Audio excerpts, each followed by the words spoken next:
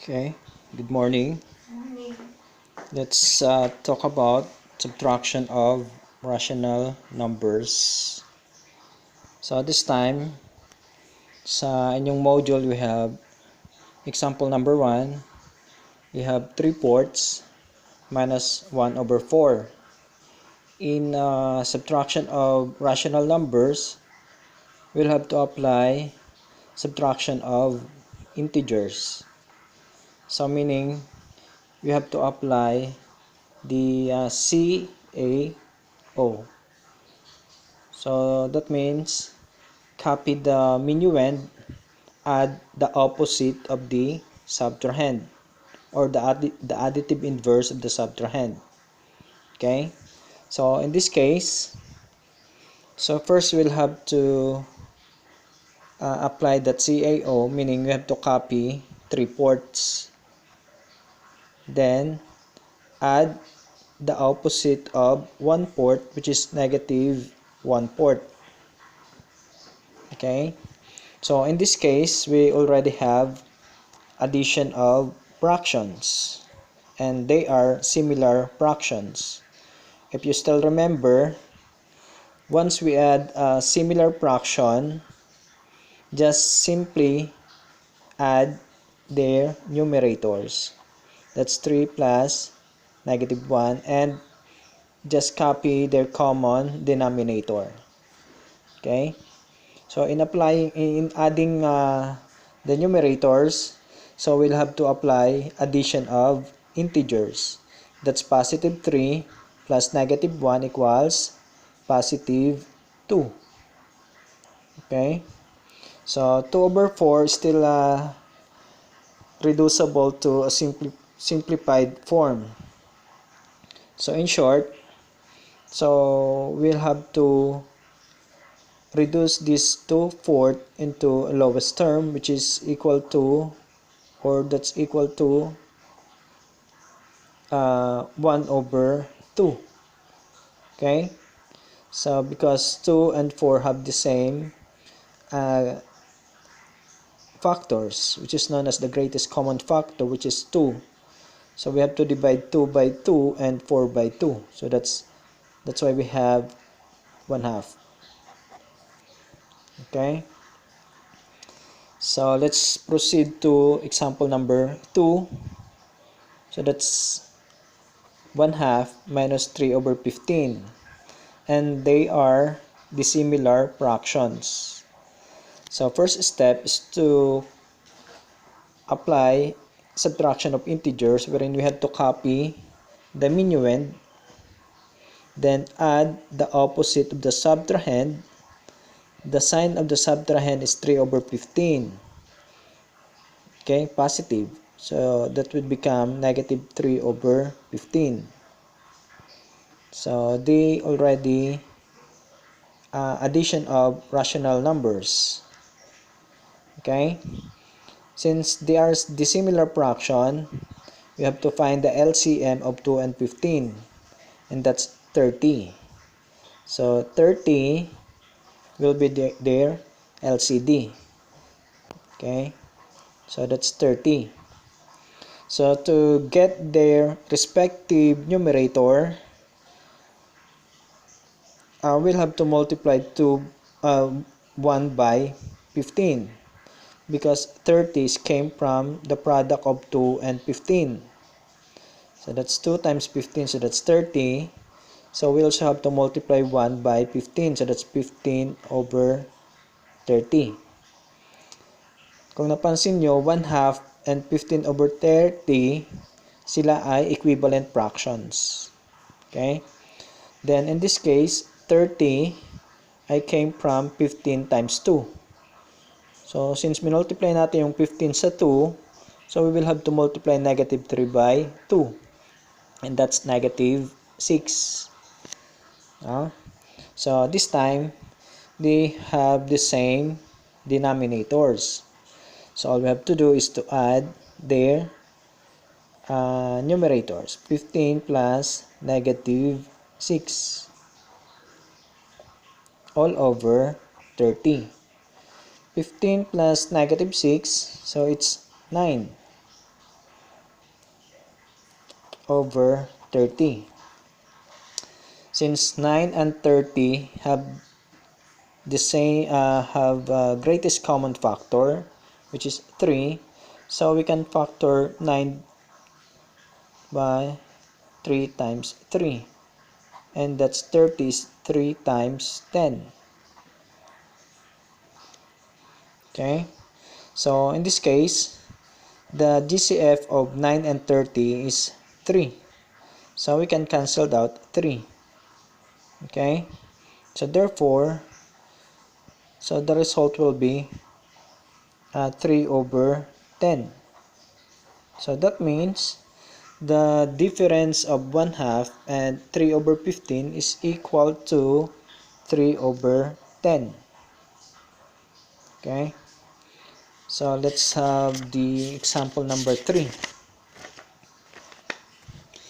Example number 3 is 8 over 10 minus 5 over 100. So 8 over 10 plus negative 5 over 100. Okay, so their LCM will be 100. Since their LCM is 100, so yun ang gagawin nating LCD. So that's 100 plus 100. Okay, so 100 ay galing sa 10 times 10. Diba? So, meaning we'll have to multiply 8 by 10. So that's 80. And 100, still 100. So meaning you multiply 100 by 1. So we have to multiply negative 5 by 1. So negative 5 times 1 is negative 5. Still remember the additive identity. Okay, number multiplied by 1 is equal to itself, and that's negative 5.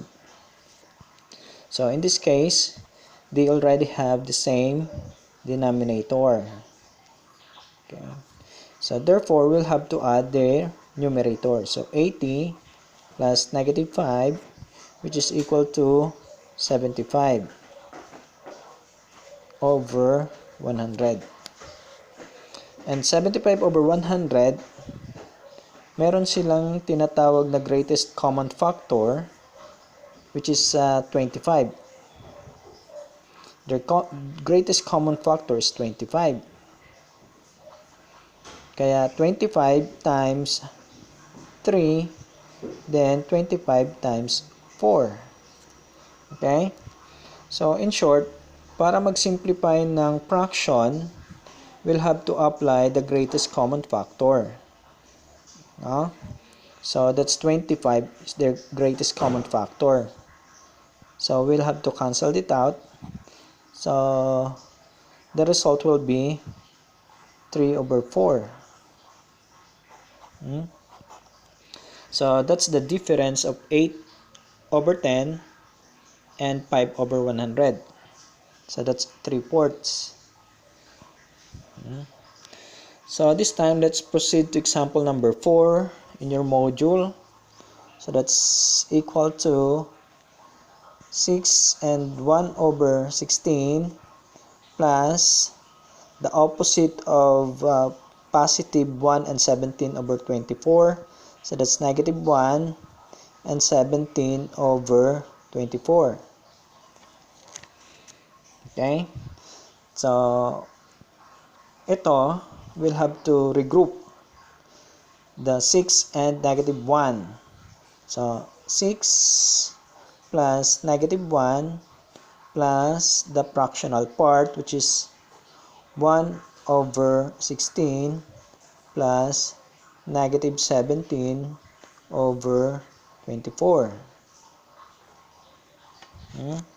So 6 plus negative 1, so it's positive 5, plus the fractional part ay dissimilar fractions.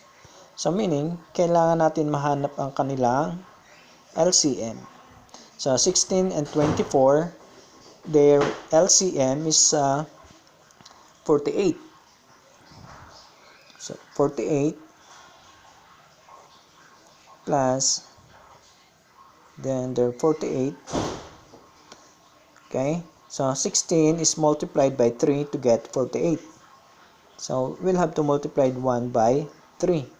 So that's 3 over 48. And the 24 is multiplied by 2 to get 48. So meaning we have to multiply negative 17 by 2. And negative 17 times 2 is negative 34. Okay, so equals 5 plus, so they have the same denominator, so that's 3 plus negative 34, so it's negative 31 over 48. So this positive 5 and negative 31, 48, we cannot combine because they have different signs. So all we have to do is to have a mixed number equivalent to 5, and that's 4 and 48 over 48. Okay, plus negative 31 over 48. Okay, so this time we can now add the fractional part of 4 and 4 over 48 with that negative 31 over 48. Okay, so 48 plus negative 31, so that's 17, and copy 48. So 4 will be copied na lang. Okay, so 4 and 17 over 48. So it's already simplified. So therefore, the difference of 6 and 1 over 16 and 1 and 17 over 24 is 4 and 17 over 48. Okay, so let's proceed to example number 5 and 6.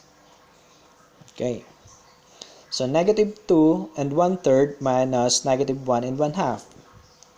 So applying CAO, or the copy diminuend, negative 2 and 1/3 plus the opposite of negative 1 and 1/2. So that's positive. So meaning that's 1 and 1/2. Okay. So in this case, we have to regroup negative 2 and 1 so as to with the fractional part.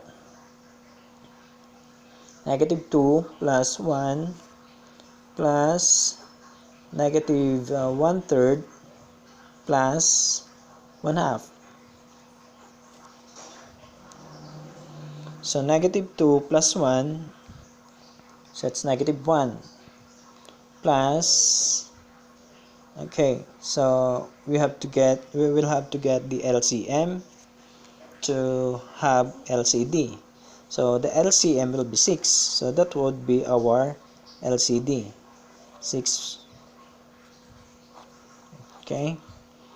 So 6 is came from 3 times 2. So we have to multiply negative 1 by 2. So negative 2 times 1, so it's negative 2.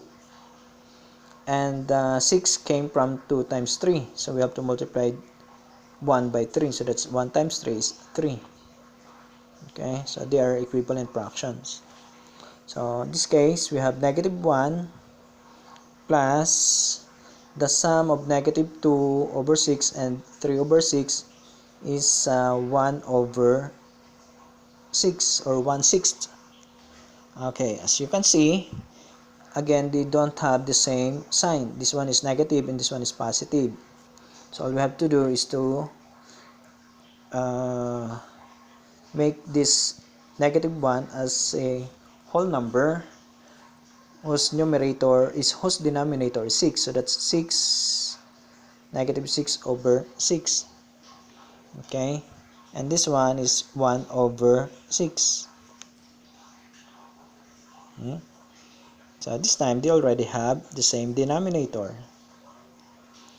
Okay, so therefore we will now have add -1 and 1, so that's -5, and this time we have to copy their common denominator. Okay, so -5/6 is already simplified, so therefore we can say that -5/6 is the difference of -2 and 1/3, -2 and 1/3, and -1 and 1/2. Okay, so let's proceed to example number 6. So 120 and 3/4 minus 96 and 1/4. So again, so 120 and 3/4, copy, then add the opposite of 96 and 1/4. So that's -96 and 1/4. Okay, so this time, so let's have to regroup 120 and that -96 plus the fractional part, which is 3/4 plus -1/4. Okay, so 120 plus -96, so that's 24. Okay, so 24 plus, okay, they have the same denominator, so all we have to do is to add 3 and -1.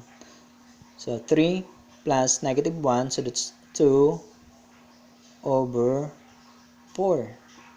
So as you can see, they have the same signs. So all we have to do is to combine 24 and 2/4. So that's 24 and 2/4. But 2/4 is not simplified, so we have to reduce the 2/4 to fraction to lowest term. So 24 and 1/2. Okay, yan. So 1/2, because 2 and 4 have 2 as their greatest common factor. Okay, so that's all about our subtraction of rational numbers based on your module examples. Thank you.